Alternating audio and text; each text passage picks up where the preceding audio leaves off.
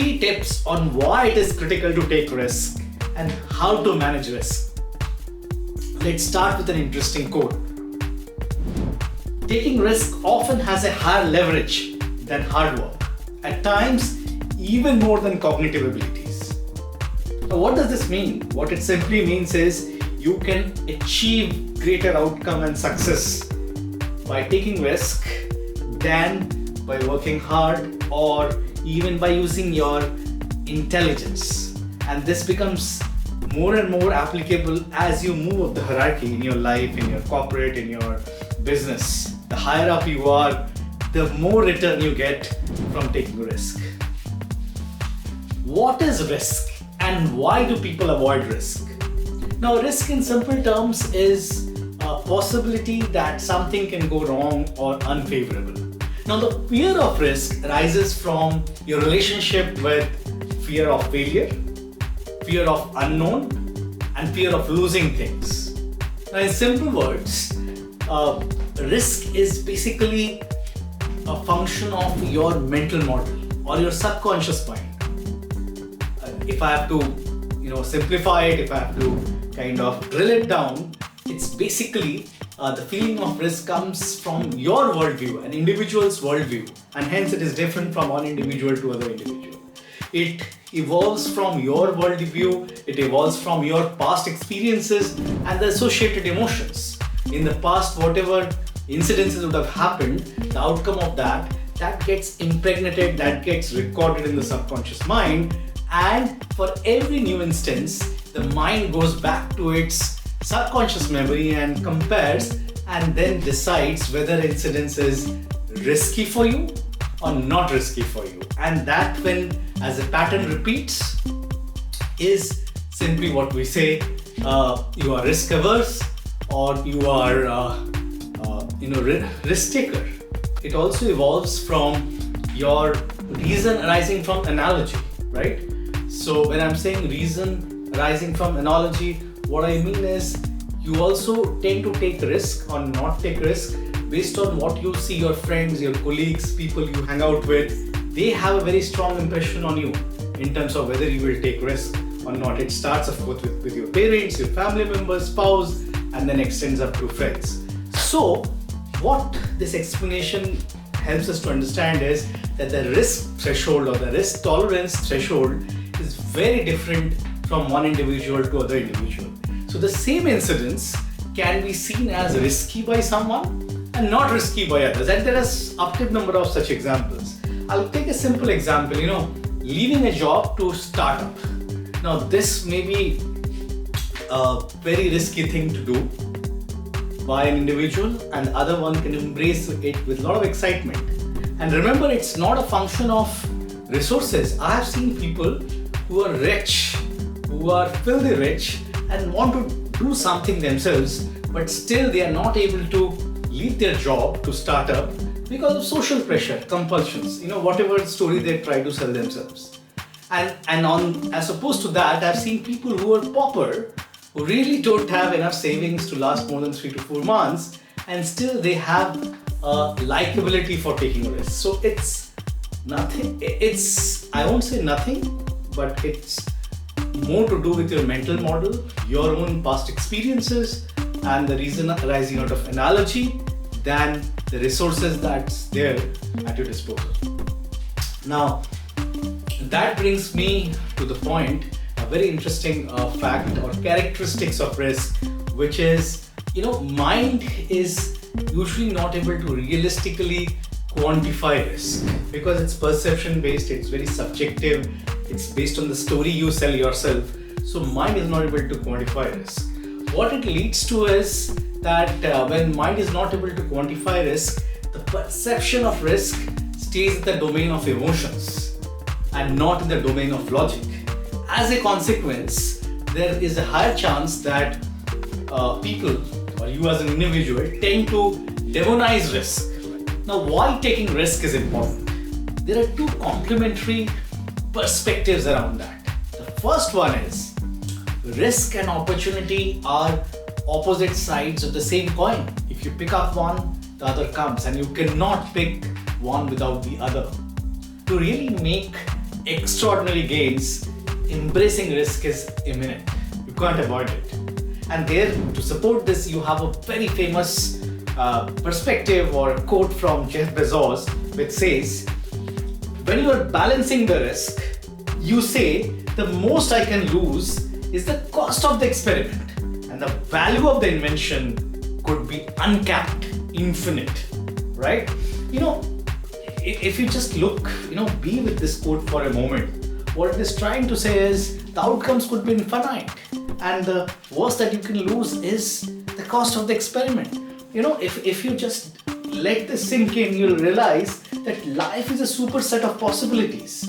What possibility you can actualize depends on many factors, of course, including your cognitive abilities, your diligence, your unique talent that you have got, your birth privileges, which family you were born, which country you were born, etc. However, the common denominator here is your ability to take risk, because every time in your adult life you want to transform, you want to make it big, you are taking some bit of risk by leaving the status quo. You're taking some bit of risk by disrupting the stability, and bigger the risk, the more profound the outcome, and vice versa. That is what is the import of the quote. Now, the second perspective of why taking risk is important hinges around the conflict of taking risk. What is the conflict in taking risk? Why do you feel uncomfortable taking risk? The conflict arises from a dichotomy between growth and stability, right? Both are opposing each other in a given situation for a human being or an individual.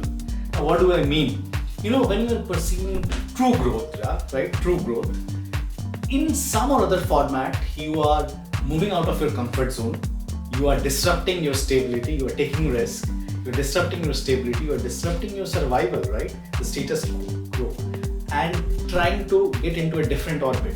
So it is about pushing yourself consciously into an uncomfortable zone, and that is where the dichotomy comes in. Now, what is very interesting here between these two psychological constructs of growth and stability, which defines the construct of risk or uncomfortableness with risk, is when you bring a third dimension, which is time. So what I intend to say here is that in the short term, there's a human tendency, mind kind of values stability more than growth. We want to just protect ourselves. We want to be stable. We want how things are growing.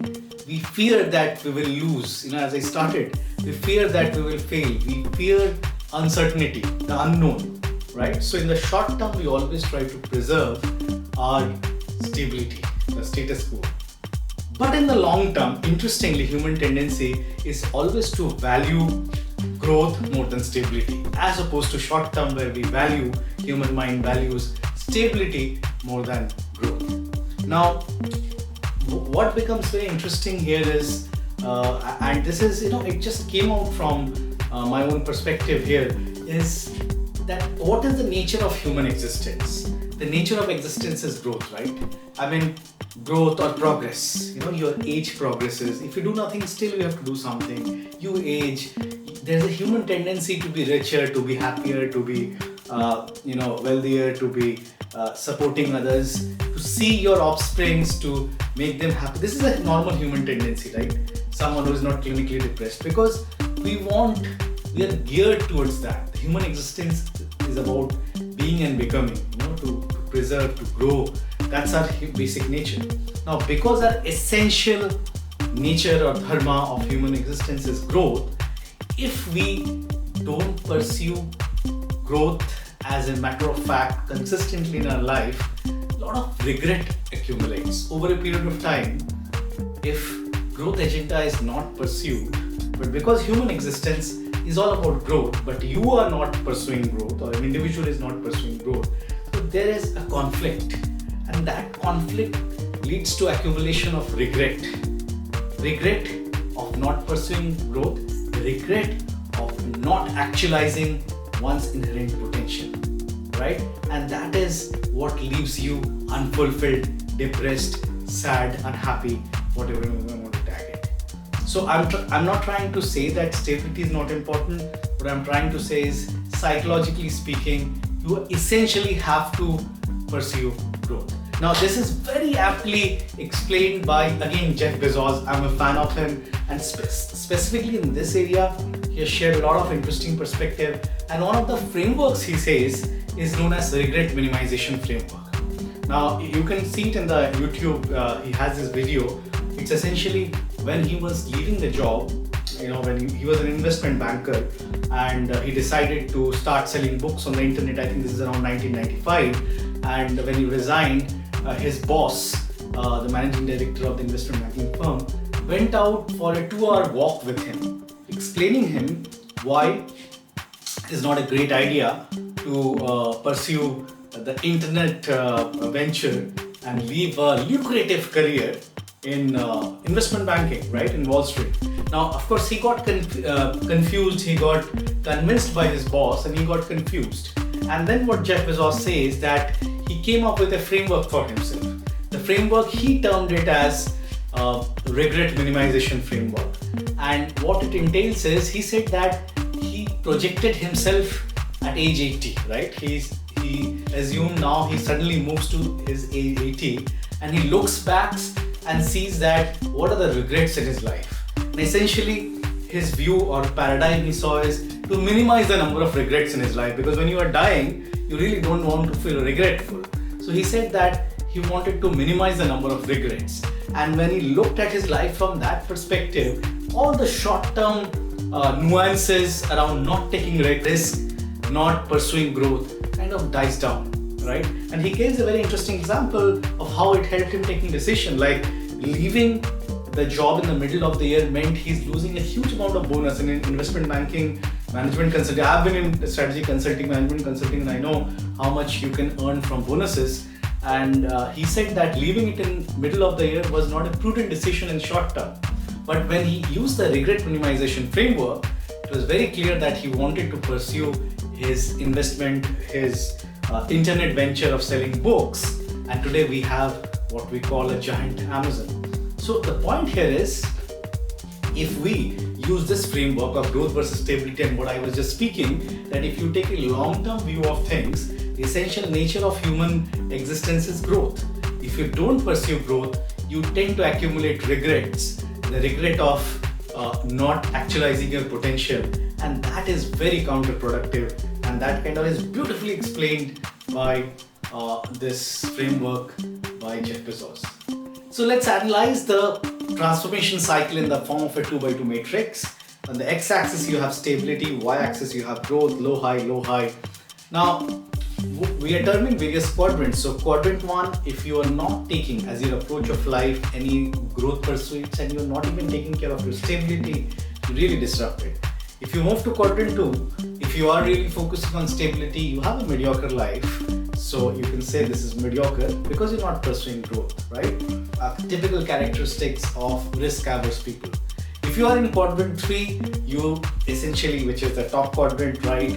You are pursuing growth and you are pursuing stability, a good balance of that. Now, there are ways to get that. If you're innovative enough and stuff, you can balance that, and that is being super successful. And then on quadrant 4 is when you are pursuing growth, but you are really not balancing stability. Let's call it intermittent success. It could be success, it could be failure. Now, if you look at the transformation cycle, when you are wanting to change orbit, you have two approaches, right? You are either risk averse, that is you're in quadrant 2, or you are risk taker, you're in quadrant 4. If you're in quadrant 2, what possibilities do you have? Your essential endeavor is to protect your stability. So the maximum you can get is remain mediocre in quadrant 2. But what is outside your control, what is the worst case scenario that can happen, is because of the nature of the VUCA world, things can go disrupted, things can go awry, things can go bad, and you can shift despite not wanting to the disrupted, because there's no guarantee of stability. You are trying, but the world is counterproductive. These days, so many tech firms are laying off people. People who have just one single source of income doing their job are now being pushed from quadrant 2 to quadrant 1 because they always protected their stability by doing a 9-to-5 job or whatever job. And now, because the world has changed so fast, the AIs are coming and there's a trend of laying off people. The the world has forced you to move to quadrant 1, where you don't even have stability, because you aspired the maximum was to be in quadrant 2. Now let's look at the other kind of people, which is risk-prone people who are risk takers, people in quadrant 4. Now, what is the best case scenario for them? If they are pursuing growth, of course they are not focusing on stability, the best case scenario for them is they jump, they create something big, and they move to quadrant 3, where they have growth and they have stability. They become super successful. We're calling that a super successful quadrant. What is the status quo? If they continue to preserve, they have intermittent success. They are not able to pursue stability, but still they are pursuing growth, so they will get sometimes failure, sometimes success. So it's intermittent success. What is the worst that can happen? They fail in their venture, right? And then they come to quadrant 1, which is you lost your growth prospects and you're not even stable, so you become disrupted. Now remember, in the second case, if you're a risk taker, you have a best case scenario which can make you super successful.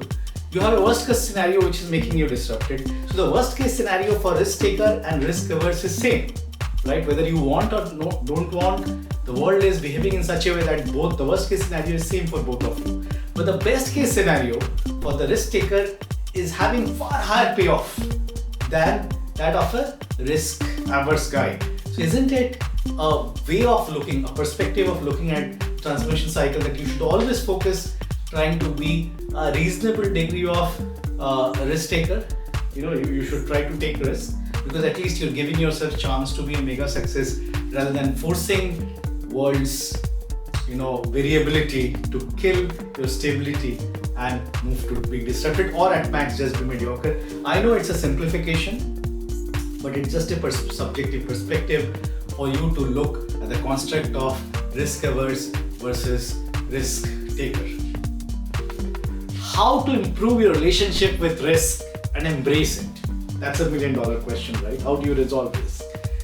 Now for this, the cardinal principle is that you have to shift the perception of risk from the domain of emotion to the domain of logic. Let me explain. You have an incident, right? And you are feeling it's risky. That's a feeling, right? Now you can only kill the feeling when you are logically more confident that the probability of risk is less. I know I'm simplifying things, but it's a subjective approach. Don't see it from the perspective of 0 and 1. Try to understand the construct I'm trying to say. Moving out the perception of risk from the domain of emotion to logic is what helps you in befriending risk. Let me illustrate this in greater detail. For that, there are 4 key questions. There's a formula, the 4 key questions that you need to ask yourself. Number 1, what is the risk? Number 2, is it worth taking the risk? Number 3, is there a way to mitigate the risk? And number 4, what is the worst that can happen to you? Yeah. Remember these 4 questions, and I'm going to illustrate you through an example. Let's take an example that you want to start up, let's say, right? You want to leave you're in a cushy job, nice stable family, you have a wife, you have kids. You have a deep yearning to do something, to pursue your own idea, to do a startup. Assume that for a moment. And you are quite bored with your job, frustrated with your job. You are paid well, you have great recognition, you're traveling, but you are not internally happy. Someone in middle life would probably understand what I mean to say. Now, let's ask these 4 questions. What is the risk that you have to leave the job and do a startup? The risk that you have is loss of stability in life, loss of monthly income, loss of social reputation if you fail. You don't know what is going to happen. You may lose your money. So essentially, if you see, it comes from your fear of unknown, fear of losing things, and fear of failure, right? What if you fail? So this is what is the risk you are taking. The second question, is the risk worth taking? Now, it's very interesting. How do you answer this question? You have to do a ROI calculation. So you have to compare risk return, right? You have to see what is the payoff of taking this risk and what is the investment or input that goes in. Now, the payoff of leaving your job and pursuing your idea, your passion in the form of a startup, what is the payoff? The payoff is you overcome boredom, you leave lead a more purposeful life, which helps you in getting fulfillment. You can potentially become rich. You can be super successful. All these are possibilities, right? What is the input or investment it takes from you? You have to give away your maybe savings to start up. You have to lose your monthly income. You may lose your social reputation. People may point fingers at you. There's an opportunity cost of growth that you will not get in a corporate in case you fail and come back to corporate. A host of them.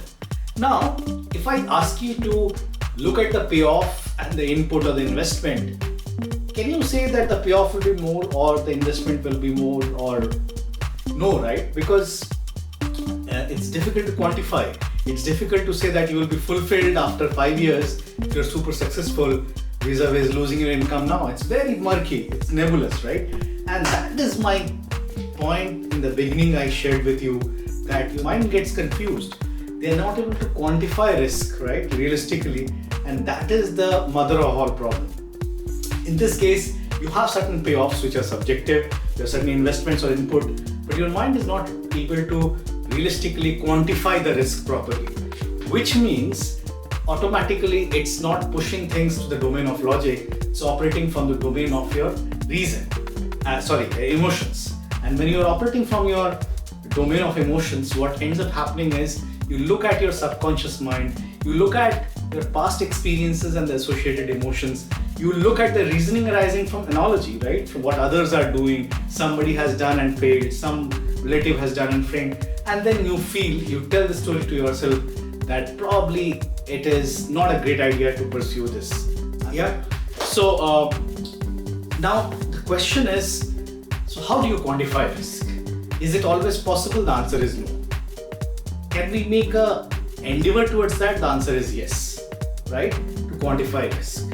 So let's do an example. Let's say you want to, you love food business. You want to open a tea mart, okay? And you are doing a good job. You're earning, let's say, 10 lakhs rupees per annum, and you want to leave the job and open a tea mart. Probably your vision is to open a chain of tea marts, but starting with one tea mart, and you have done some base calculations as follows. So, I'm not going to get in details of this Excel sheet. It's self-explanatory. I've created a model based on certain assumptions of unit price of cup of tea, number of units that can be sold in a day, unit price of snacks, so on and so forth. Assume that the shop is running for 25 days. You kind of make an assessment of the revenue in year one.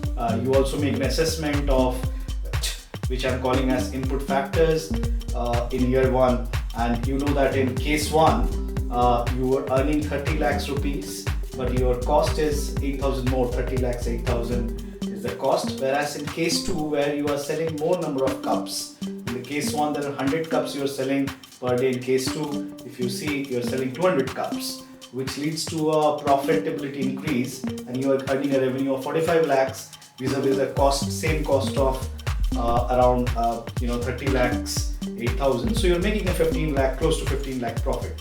Again, be with this, and I'm going to explain you. Now the trick here is, what you need to do is, you basically need to consider various cases and scenarios, right? And using the power of probability, because you can't quantify, but you can always use probabilities and break the main activity into smaller activities, assess the risk profile of each activity and possible mitigations. And of course, as I said, you have to ask what is the worst that can happen. Now in this particular case, if we create a risk assessment model and we create a scenario analysis, case one is when you break even at 100 cups, right? You're almost 30 lakhs input and 30 lakhs output. So revenue is 30 lakhs, your cost is 30 lakhs when you are selling 100 cups of tea and 100 plates of snacks every day. Case two is yearly profit of 15 lakhs rupees when you are selling 200 cups of tea and 100 plates of snacks. That's as simple as that. Again, it's a simplification, but it's an attempt. So what are the scenarios? These are the two cases you have, right? These are the two possibilities. There could be infinite number of possibilities.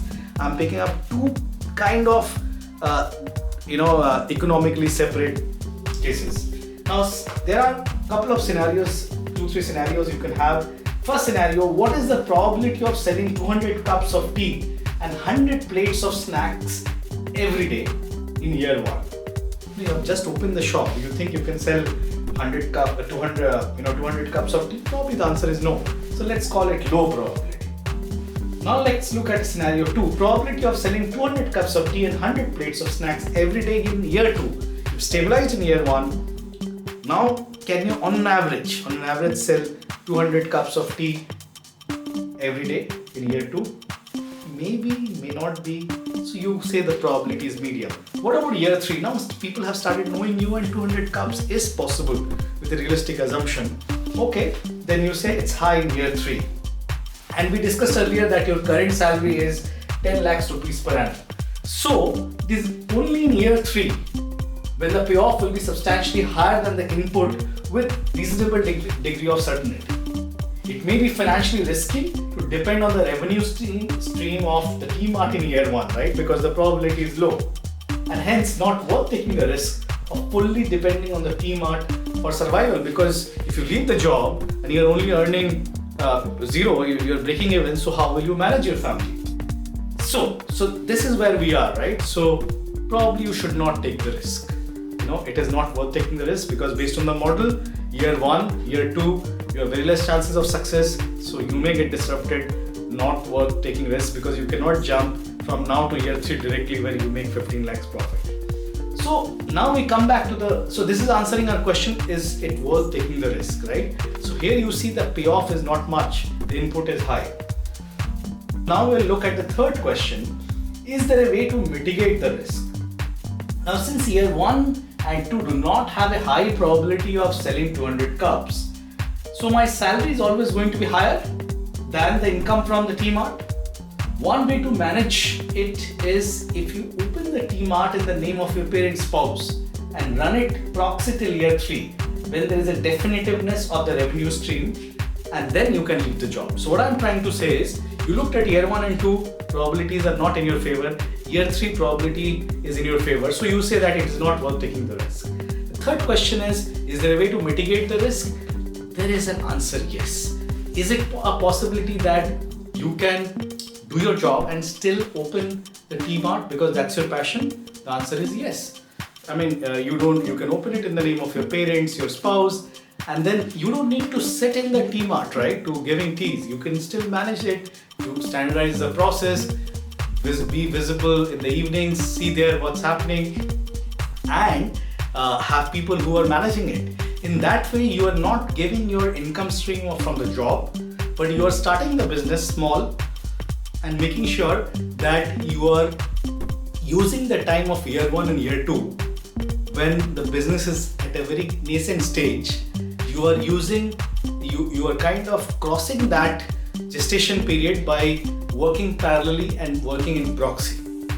In that way, you can probably mitigate the risk. And by the time you reach year 3, when you are earning around 15 lakhs as per our model, that may be a right time when you can leave your job because the payoff is definitively better. You have a realistic assessment of what's the revenue you are making on a monthly basis and hence on a yearly basis. And if it justifies you leaving the job, if it is more than your job, then jolly well you leave that and then think of how you can expand the business. So here it's an example of how you mitigated the risk, right? So once you have decided to proceed, now there are other ways to also mitigate risk or increase your revenue. So can you ask a question, can you run the shop for 30 days instead of 25 days? Can you increase the price per unit? Can you introduce premium snacks? Can you reduce the cost, overall cost? All these things then start increasing your probability of higher and higher profitability, right? And in that way, you can hit the highest probability of making what is happening year 3. You can reduce that time, the gestation period, to reach that. Now let's look at the fourth question, which is what is the worst that can happen, right? So let's take this example again. You've opened the T-Mart with a similar kind of investments, and after 6 months you realize that everything is lost. You don't have a single customer. That's the worst that can happen, and you want to close it. So let's look at what is the loss that you will incur.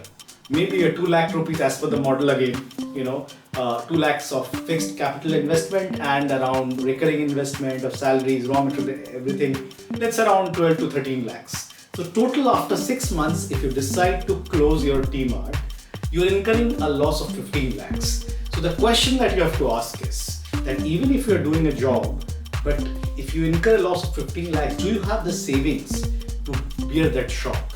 will your life disrupted if you make a loss of 15 lakhs? If the answer is yes, then you should be cautious in taking the risk. You may not want to take the risk. If the answer is no, if you feel that yes, you can absorb that shock of 15 lakh rupees, then there is nothing that should stop you, because you have kind of mitigated your risk.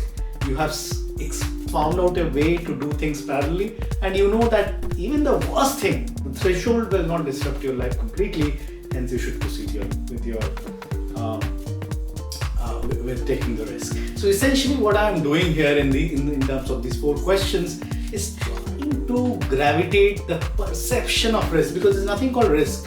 It's your imagination, right? That's playing around. So you are actually playing around with your imagination and helping your conscious mind to see that this imagination, which we are calling risk, is not as disruptive as the mind is telling you. You are helping to do that by pushing it from the domain of emotion, by making it less nebulous and taking it in the domain of logic, where it is the conscious mind is getting increasingly clear in terms of probabilities, that there is a higher probability of you not being failed. So we looked at the fear of risk. We shared that it's a perception. It's based on our conscious, subconscious mind, our mental model, and the associated experiences, past events that have happened in life, and the reason and analogy. We also looked at what is important to take risk. We saw the analogy of opportunity and risk being part of the same conundrum. We looked at stability versus growth construct, and from where the perception of risk arises, the conflict of risk arises. And finally, we saw how we can embrace risk using a 4-set question and trying to push risk from the domain of emotions to logic. Thank you. That's it for today. Hope you liked the session. If you have any questions, comments, please share them in the comment section. If you like the video, please hit the like button, and please do not forget to subscribe the channel so that my new videos can reach out to you. Thank you very much. Stay focused.